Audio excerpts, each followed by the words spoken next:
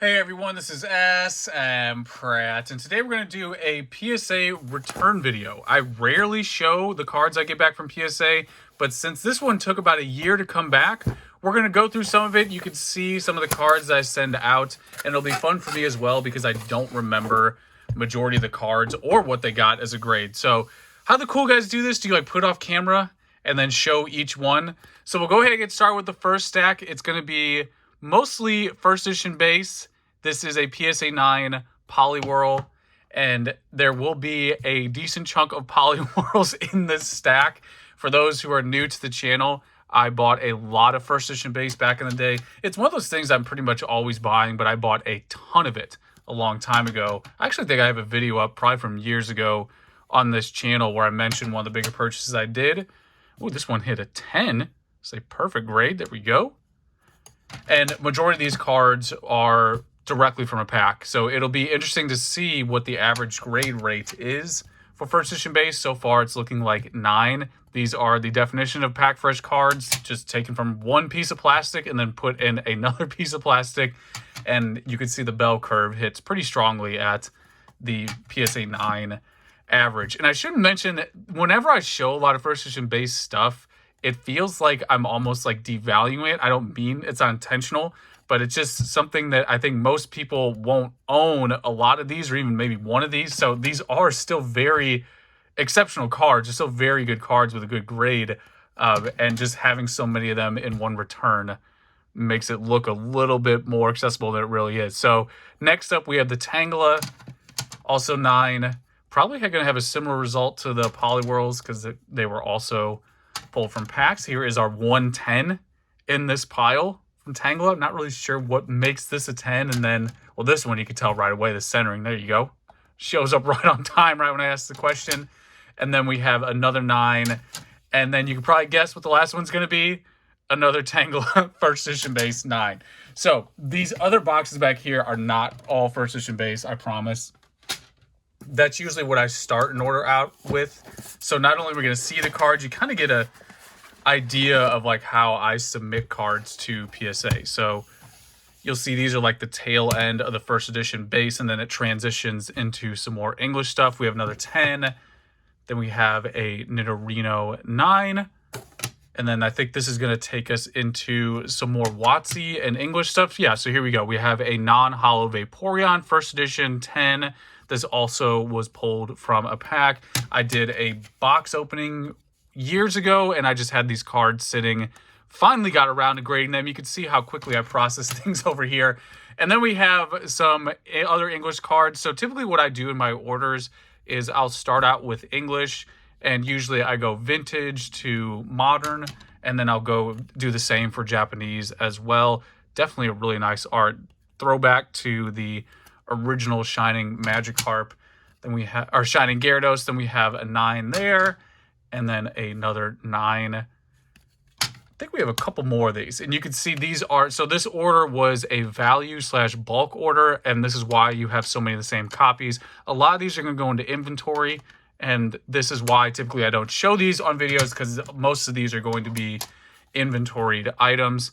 Then we have some Japanese holo. So it's a great example of what I mentioned earlier. Start out with the vintage English, then modern. Now we're going into the old vintage Japanese. See a little swirl there. The swirl is real.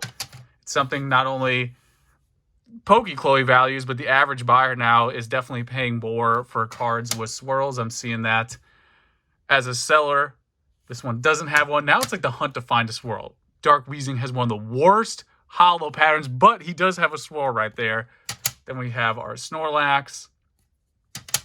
Still a lot of vintage Japanese here. Ooh, this one's a 10. This one's actually really tough to grade in English. Then we got a 6.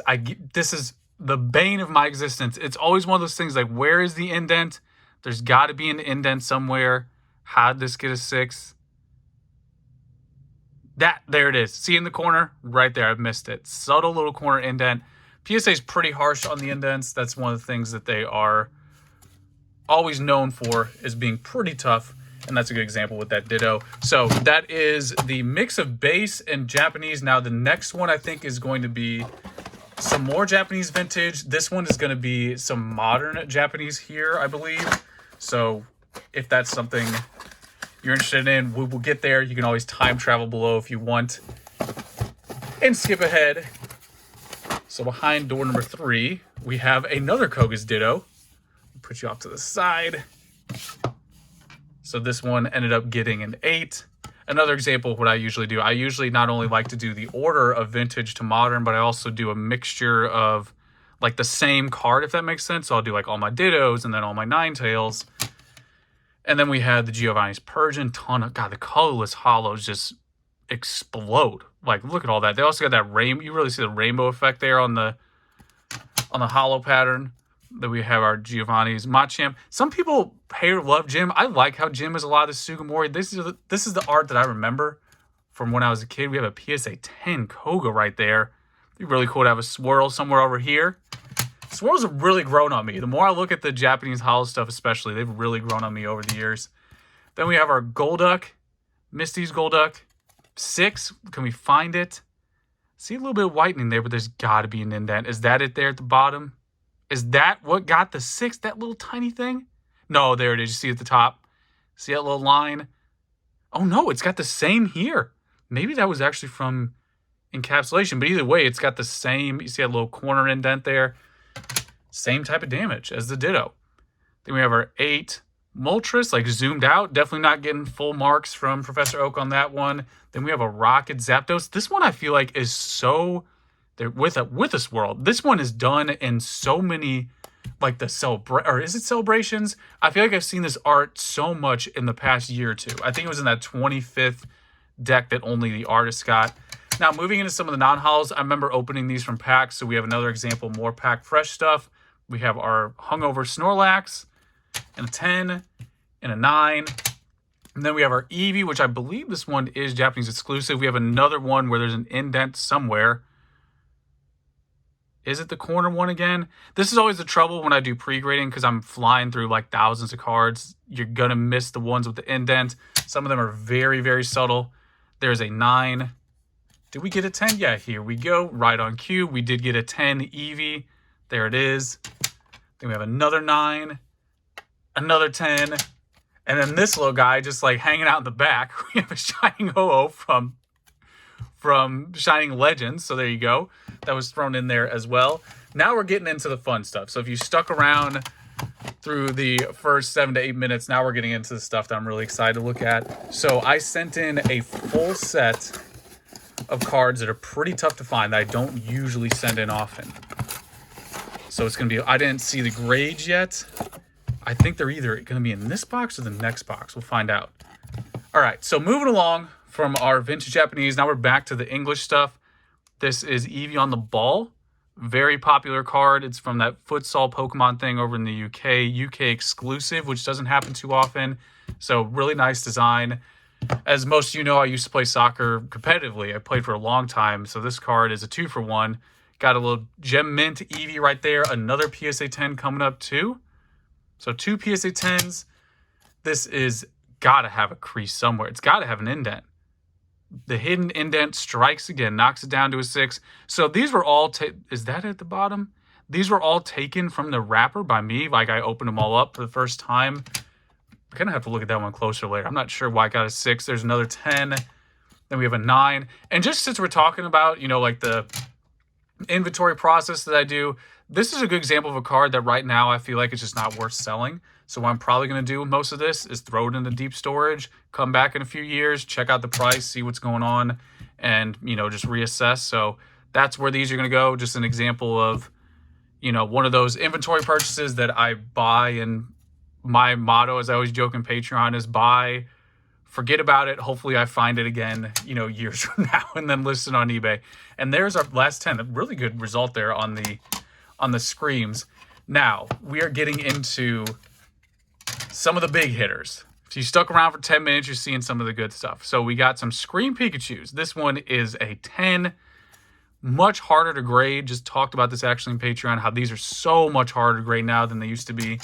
Bought these ages ago and just finally got around to grading them. PSA 9, I'll take it. Then we got another one, PSA 10. This is another example, like I mentioned earlier, first edition base, where you're seeing a lot of the same card that's really, really not easy to find. It's really difficult to do this. Like, it's not that easy to just get a bunch of Screen Pikachus these days, especially in 10 conditions. So, yeah, very happy with that. Very happy that nothing went under 9 on those Screen Pikachus. It's fun to, like, see the grades. Do you guys do that where you, like, don't check the grades? Or if you do, you just, like, browse and try not to remember them? So, yeah, really happy with that result on the Screen Pikachus. And then last but not least, we got a box back here. I think this is the one with the set that I was trying to keep a secret here until we look at it. Yeah, this is the one. All right. So I sent in a full Pal City. This is a somewhat obscure set. All the real ones know what this is. So this was only given out in Japan. There are 7 different types of art, and we're going to look at all of them. And it's just a very fun Japanese exclusive release. It's got a lot of things I like, got strong fundamentals. The only thing is it doesn't have much exposure because it's one of those things I think a lot of people who are serious about Pokemon know, people who are newer don't know. So maybe this is something that will be new for you. So this is a complete Pal City set. This one's PSA 10. Each one was given out to a different region. This one is also PSA 10. Each one's going to have different Pokemon in them.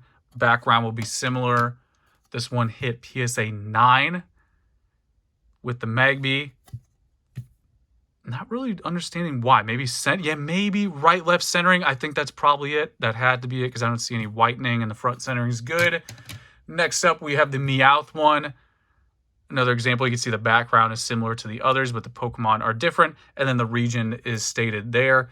Now, this next one, for some reason, is the most available. Now, keep that into context. When I say most available, we don't mean like Ancient Mew or Red's Pikachu, but within Pal City, this one's the most available, and I don't know if it's just because the region is larger. They gave out more in that region. I would say this one and then Pichu, and then the others are very, very similar in how available they are. So this is the Hitmonchan Magikarp Pal City that hit PSA 10. Oh boy, we got another 10 as well on the Clamperl. It would have been crazy if all these hit 10 with the sequential certs. And then we do also have the Pikachu and Pichu one that I mentioned earlier. So there it is. Again, this is, you can see the background is similar. Really like how they did that. This is the Kanto region. And it also hit the highest grade. So this is a really fun set. I don't know if you want to see it all in the background. It's already a longer video. We'll go ahead and take more time to show it all together. I feel like this set has a great identity because it's one of those, like, if you want to do a mini set, kind of like Lucky Stadium from back in the day, where if you want to just get one of them, if you want to get all of them, you know, it's a nice little challenge. So there you go. That is the Pal City set. Can't even fit them all on camera. There's too many of them. There we go. Put him up there. All right. Last but not least, we have the closer. The Charizard illustration contest. This was the card, the big Patreon. I remember when I talked about this in Patreon, I had probably anywhere from 30 to 50 new people join that month. Because it was just word of mouth. People were like, hey, smpratte talking about how you can get this free Charizard card from Japan. This thing was ridiculous. If you bought, I think it was like $20 or $30 worth of packs, you get like a couple of these cards for free, which would basically pay for all the packs. So absolutely beautiful art. Let's 4K this thing real quick. Just phenomenal artwork. It's not a super rare card, but it still is Japanese exclusive. You have the little Japanese text down there. This was an illustration context card. So that one did hit 10. We have a 9. Why has this got to be a 9? Brand new card. What's wrong? Why did it get a 9? But we also have more 10s in here as well. And this card is really just going to be one of those, I think, as long as it stays Japanese exclusive, it's going to be one of those cards I think a lot of people are going to want. It's very affordable. I don't ever seeing it being like, you know, these Pal Cities back here. They could probably flirt with $1,000. I'd be astonished if this card ever got up that high. But it's one of those that is very, very popular. Just stunning art. I remember when I saw it, I was like, yep, that's beautiful art. It's a Charizard. Done. Japanese exclusive, say less. Like, that's it. That's all we need.